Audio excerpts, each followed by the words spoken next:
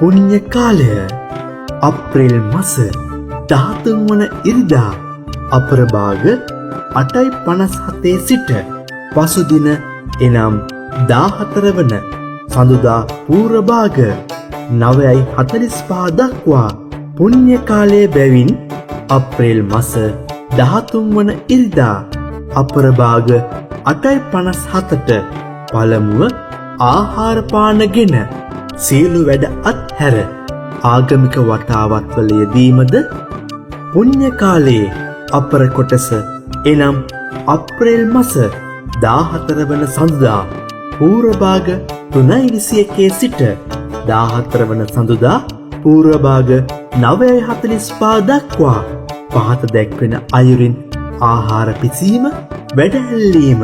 ගනුදෙනු කිරීම හා ආහාර අනුභවය ආදී නැකත් චාරිත්‍ර විධි ඉටු කිරීම මැනවි.